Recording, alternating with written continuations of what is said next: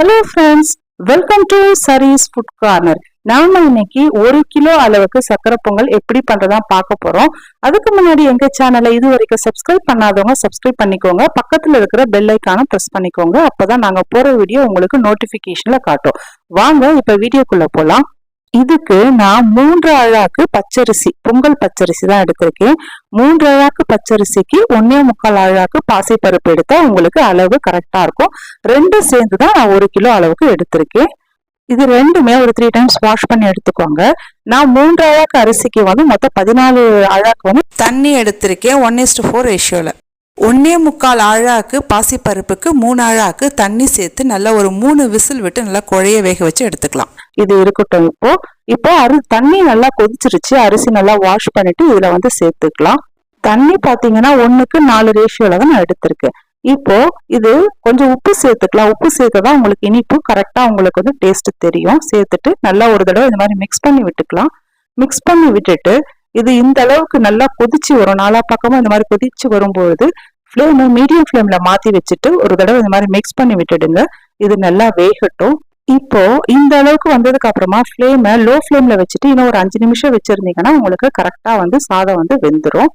இப்போ பருப்பு நல்லா குழைய வெந்துருச்சு. இந்த அளவுக்கு இருக்கணும், நல்லா சாஃப்டா வெந்திருக்கணும். இப்போ இது இருக்கட்டும். அரிசி பருப்பு 2 சேர்த்து 1 கிலோ எடுத்திருக்கோம். அதுக்கு 1 கிலோ அளவுக்கு வெல்லம் இந்த மாதிரி பொடிச்சு சேர்த்துக்கோங்க. சேர்த்துட்டு அதுல 2 கிளாஸ் அளவுக்கு தண்ணி சேர்த்துக்கோங்க. சேர்த்துட்டு கரைச்சிக்கலாம்.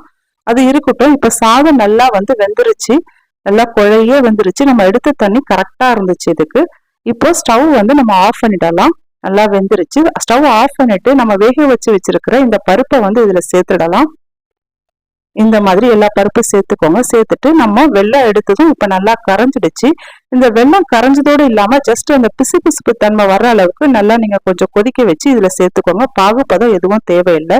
அந்த மாதிரி நீங்க சேர்க்கும் போது சக்கரை பொங்கல் ரொம்ப ருசியாவும் இருக்கும். அதே சமயத்துல சீக்கிரத்துல கெடாது. மறுநாள் வரைக்கும் ரொம்ப நல்லா இருக்கும். இது அவ்வளவுதான். நல்லா கொதிச்சிருச்சு. இப்ப ஸ்டவ் ஆஃப் பண்ணிடலாம். ஸ்டவ் ஆஃப் பண்ணிட்டு இதை வடிகட்டி நம்ம அதுல சேர்த்துக்கலாம். ஜஸ்ட் ஒரு பிசுபிசுப்பு தன்மை வந்தா போதும். ரொம்ப நேரம் பாகுபதம் எதுவும் தேவையில்லை இதுக்கு.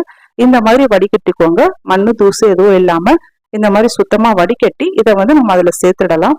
வெல்லம் நல்லா பாகு வெல்லமா பார்த்து வாங்கிக்கோங்க. அப்பதான் உங்களுக்கு கலரும் நல்லா இருக்கும், டார்க்கா இருக்கும். அதே சமயத்துல டேஸ்டும் உங்களுக்கு ரொம்பவே நல்லா இருக்கும்.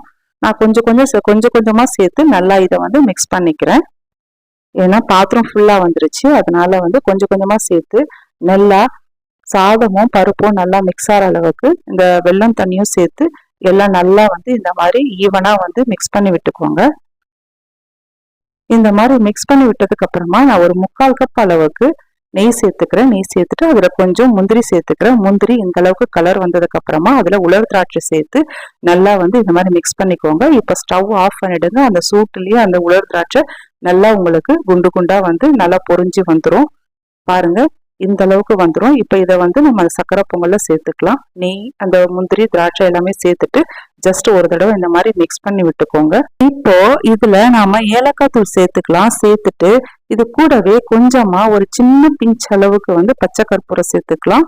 சேர்த்துட்டு நல்லா மிக்ஸ் பண்ணிக்கலாம். பச்சை கற்பூரம் சேர்க்கும் போது நல்லா வாசனையும் நல்லா இருக்கும், டேஸ்டும் உங்களுக்கு நல்லா இருக்கும். நல்லா மிக்ஸ் பண்ணி விட்டுக்கோங்க.